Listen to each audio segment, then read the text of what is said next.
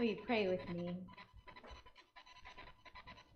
Almighty God, open to us the beauty and the power and the possibility that is offered to us in these powerful verses of Romans. God, justify us, make us right with you, that we can live in the righteousness for which we were created. May the words of my mouth and the meditations of all of our hearts be pleasing in your sight. For you, God, are our rock, and you are our Redeemer. Amen. How many of you like big words? Anybody a word person? Do you like to play Scrabble? Oh, no. How many of you like to spell big words? Not me. I'm out. Not my gift. I'd rather add. Write, sing, anything but spell big words. Well, today we are continuing in our journey through the Bible, and we find ourselves in the book of Romans. And in the book of Romans, the Apostle Paul seeks to introduce us to every big Bible word that he can possibly fit in a few chapters of a letter. When you get letters, or I should say in modern context, an email or a text, right? You kind of expect conversational language, right? Texting has taken it to a whole new level. I spend a lot of time just trying to translate what LOL and OMG and all those things mean when I get a text. But the Apostle Paul, he is an orator, and he's a talented theologian. And in his letter to the church in Rome, he offers this magnificent piece of theology. But in order for us to crack the code, in order for us to receive the gift of understanding that Paul extends to us, we have to wrap our brain around some of these big words. The word in particular, I know some of you are hoping to get to justification, and we're going to get there.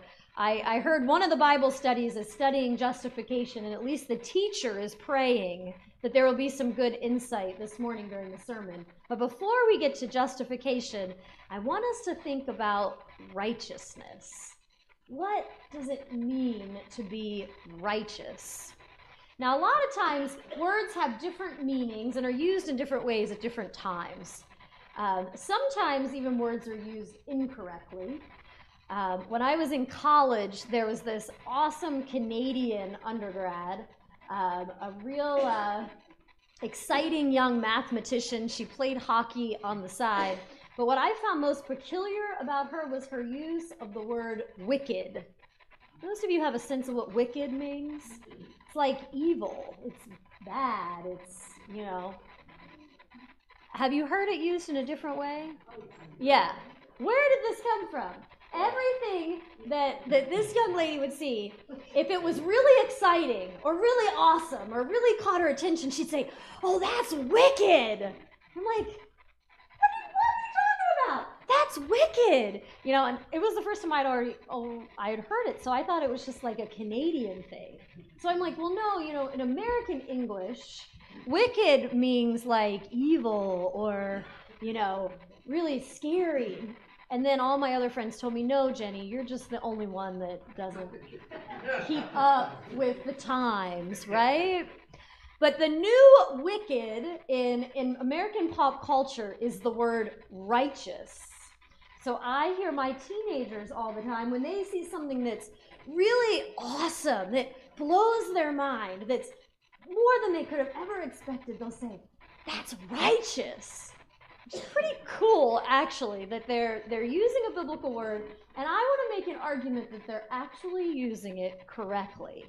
I want all of you, by the time we're done this service, to go out into the world and everything that just blows your mind and is so awesome and beyond what you could have even imagined. When you see that, I want you to say, "That's righteous," right? That's righteous. So here are a couple moments that you might say, "That's righteous." And I'm feeling kind of cooped up with my crutch and my limited mobility. So you'll notice all of these moments are kind of like my wildest dreams right now. And you might have some of those dreams as well.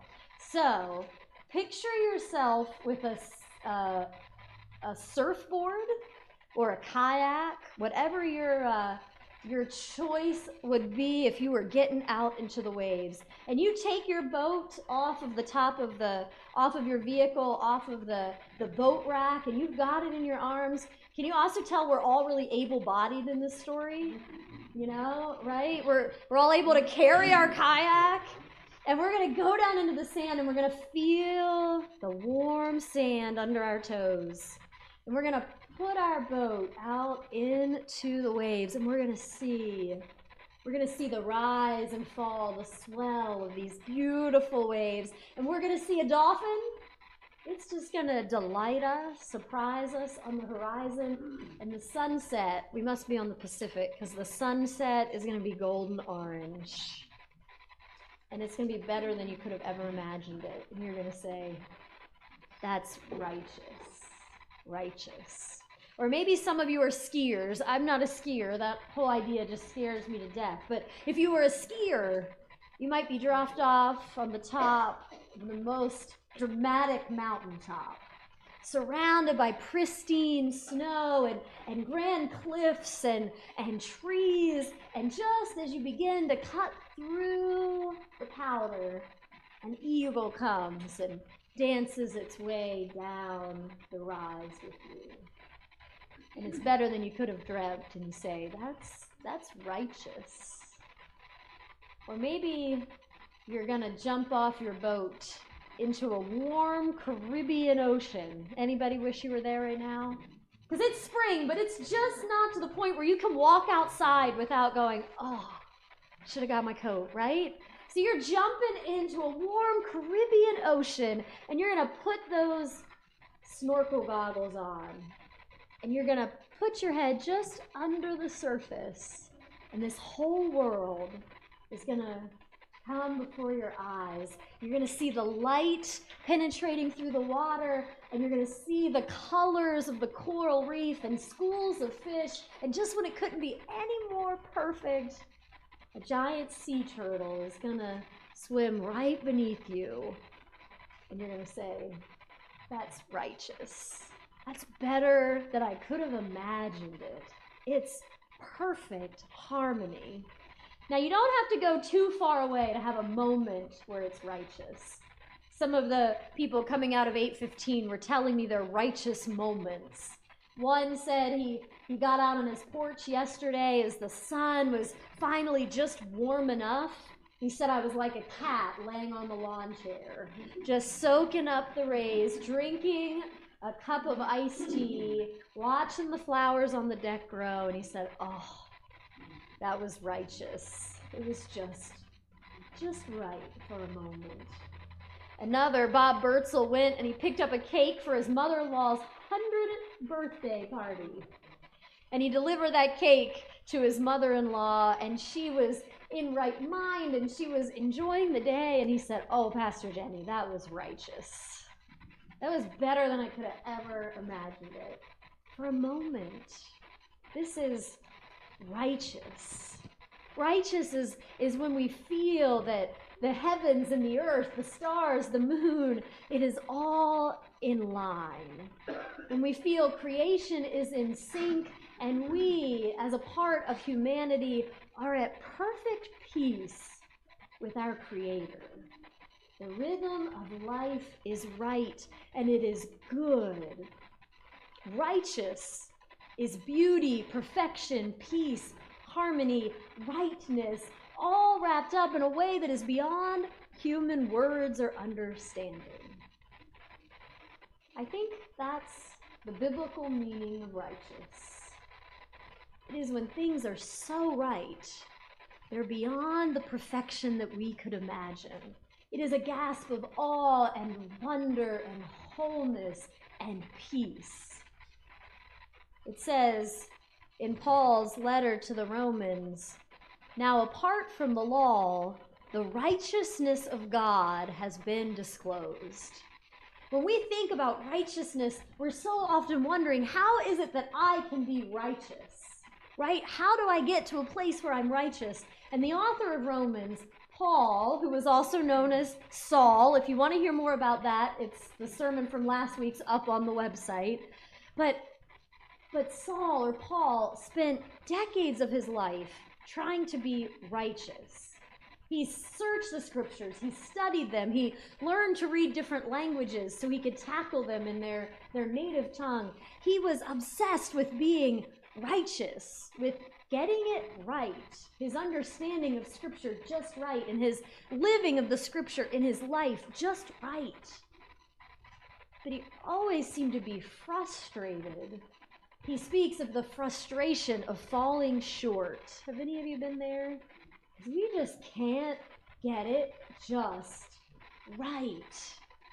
And so the Apostle Paul, when he is sharing what he has discovered in his faith, he says, but now apart from the law, apart from our pursuing to always be right and always get it right, he said, apart from the law, the righteousness of God has been disclosed. Paul always begins with the righteousness of God. And it kind of just explains why we so often struggle with righteousness, because we begin with our righteousness. And as long as we begin with ourselves, we'll never get it right. It begins with the righteousness of God. God is righteous. God is perfect in wisdom. God is perfect in love. God is perfect in justice. God is righteous. He is at harmony with all that he has made in creation and with people. God is righteous. And the Apostle Paul says, the righteousness of God has been disclosed. It is disclosed. It is made visible to us through Jesus Christ. The gift of this is that the righteousness of God becomes visible to us. We begin to be able to hear it in the teachings of Christ.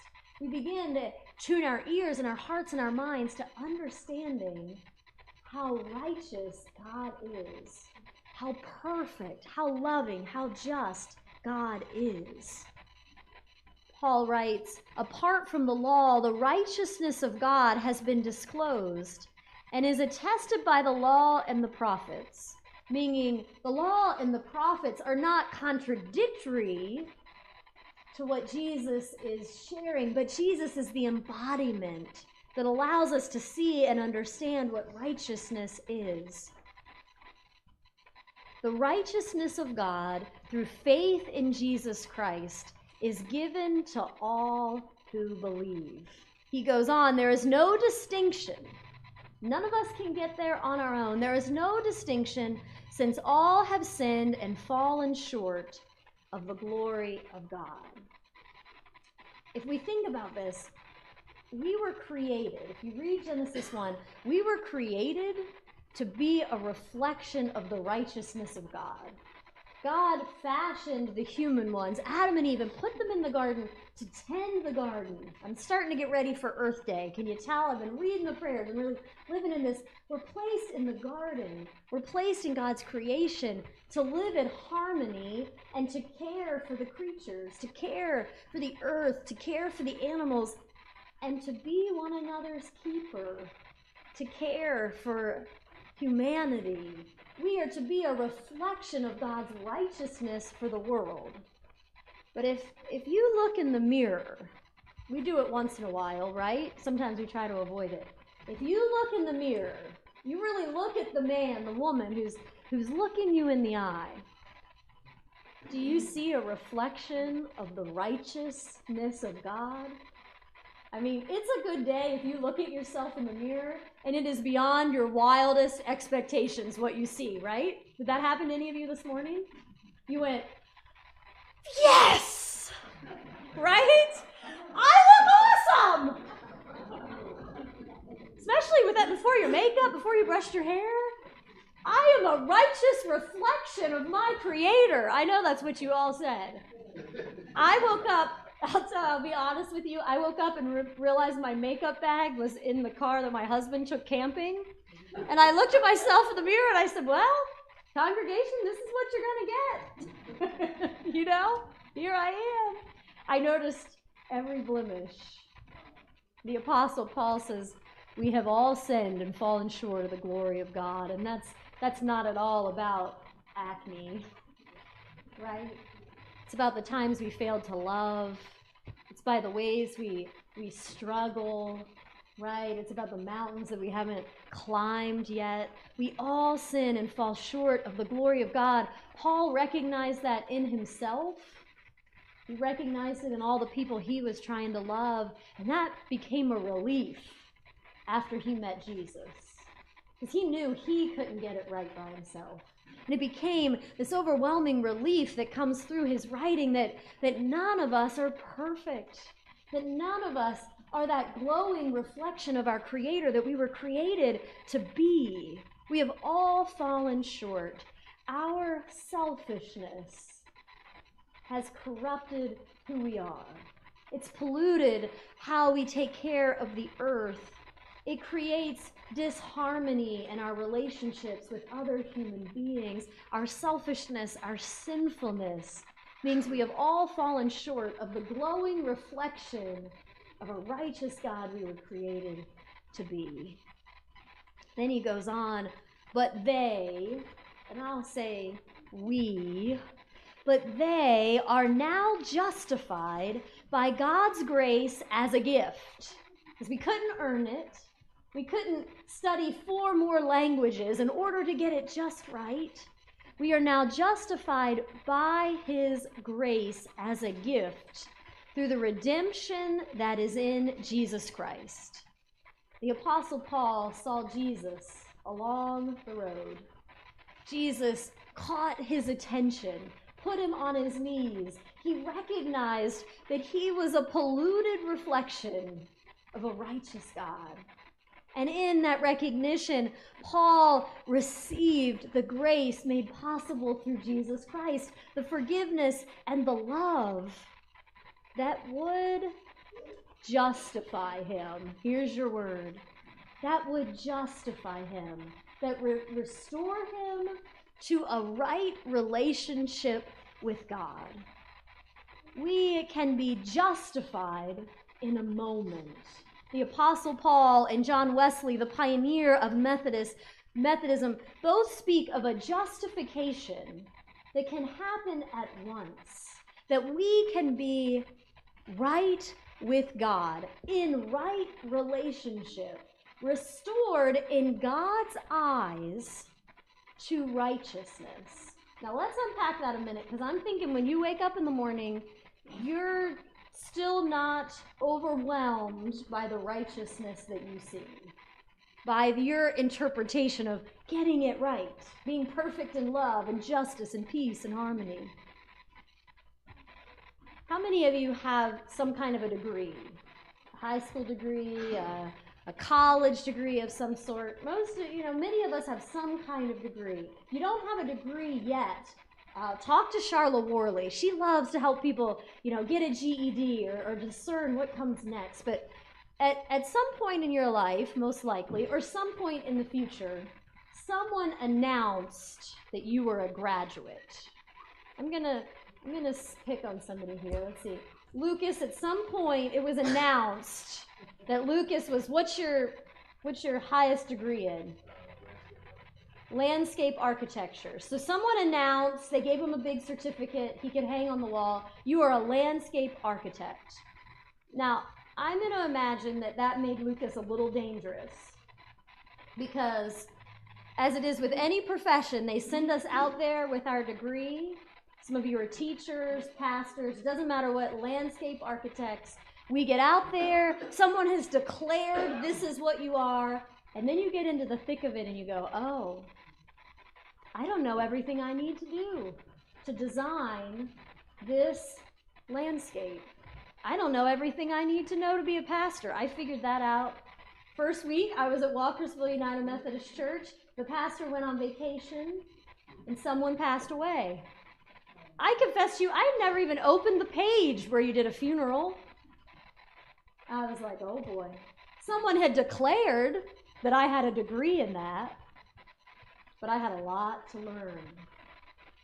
We have some weddings coming up. A beautiful couple, Kate and Danny, are going to get married Memorial Day weekend. Just a couple weeks, I'm going to declare that they are husband and wife.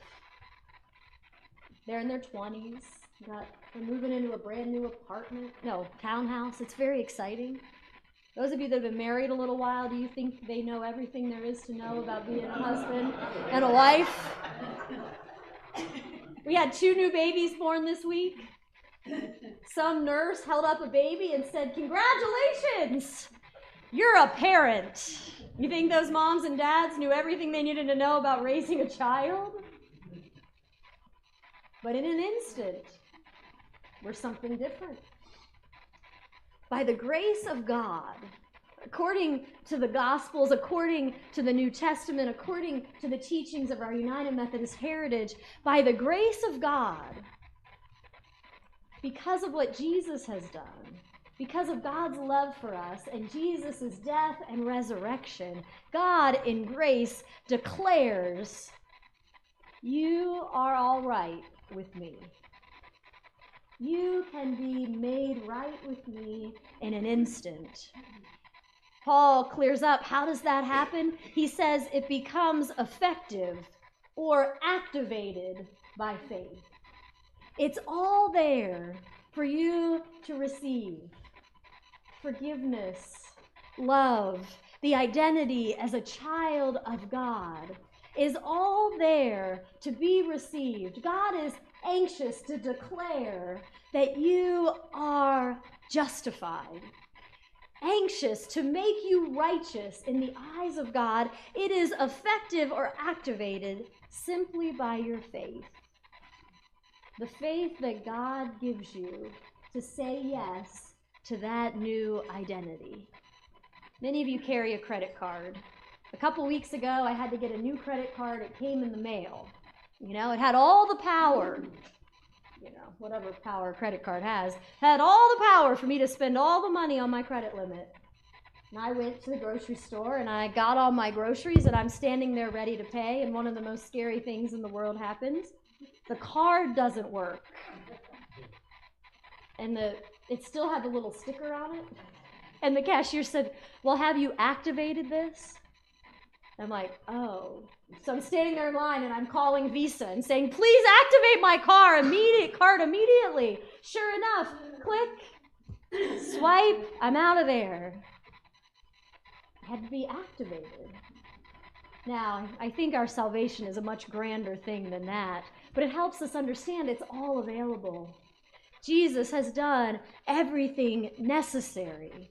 On the cross, when he says, "Father, forgive them," when he dies, carrying with us all the sins of humanity, when he resurrects to new life, triumphing over evil, all that is needed to convince us of who we are in the sight of God is fully available.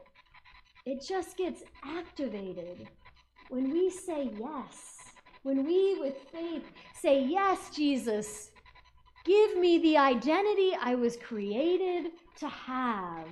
And as we say yes to God, as we activate that faith and that hope, in an instant, we are justified, put in right relationship with God.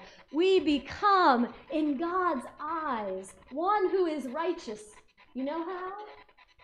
Because when God sees us, he sees us through the mirror that is Jesus Christ. We are justified. We are made right with God when we receive Christ, when we put our hope in him. Because God is looking at us through the mirror of Christ, the righteousness of Christ, the perfect love and justice and compassion of Christ. Now, there is much in that for us to grow into. John Wesley, who helps us understand grace, broke grace into 3 parts. He said there's prevenient grace, the grace of God that goes out ahead of us, that convicts us of our sin, that causes us, as Paul put it, to recognize that we, like everyone, have fallen short. We're in need of God's forgiveness and redemption. The prevenient grace brings us to the point where we can say yes. Then as we do, as we receive in faith the gift of Christ, we have justifying grace. The grace that puts us right with God, that invites God to see us through the lens of Christ. We're made right with Christ. And then there's sanctifying grace. The grace that matures us in all righteousness. If we go back to the stories with which we began, there can be a very righteous sunrise over great swells of ocean. You can hold a kayak or a surfboard in your hands. You can say, this is righteous. But how much grander to learn to kayak, to learn to surf the waves, to immerse ourselves in what it is to be righteous. We can stand at the precipice of a great cliff and look down at the snow. But if we don't learn to ski, we'll watch the righteousness, not live in it, not see where it can take us. We can jump into the Caribbean. If we don't know how to swim, we can only look down. If you've got flippers and you have trained yourself, you can go down and become one with the beauty of that coral reef. We can be declared righteous, and in a moment be right with God because of all that Christ has done. And brothers and sisters, if you haven't embraced the faith, if you haven't invited the faith that will give you courage to receive Christ as Lord and Savior, to be made right, to be justified, made right with God, then embrace it this day. God does not want us to live another moment feeling that disharmony that is separation from God, feeling the void of peace that is distance from our Creator, feeling the upheaval that is guilt and shame. Rather, God invites us to be justified, to be made right with God through faith, to claim that identity so you can stand in the mirror. And I pray you'll stand in the mirror and smile tomorrow. Not because the hair and the makeup are just right, but smile tomorrow. Put on God's eyes and see yourself as one who is made right with God through the love of Christ. And then live into it. Live into it. Learn to ski, learn to swim, learn to be righteous, right? Not self-righteous, not haughty. Nobody wants any of that. But God is eager to make us like God, righteous, so that we can be the people that bring harmony to creation, so that we can be the people who offer peace in relationships, interpersonal and in the world, so that we can be the people whose faces shine with the beauty of God, whose hearts radiate the love of God, whose minds contemplate deeply the wisdom of God, and whose actions live out the justice of God in all that we do. I'll confess to you, as you finish worship next Sunday, my plane will be landing. And I'm going to crutch my way onto a Pacific beach and, God willing, put a kayak in the water. It might not be pretty. It'll be my first attempt with these new legs. But I can't wait to be one with the beauty of that world. So, friends, don't linger. Don't wait. There is much that is imperfect about you. That's the point. With faith, embrace the love and the compassion and the grace of God. Invite God to justify you, to make you right with God, to make you righteous. so that the world can see God's righteousness in you. Amen.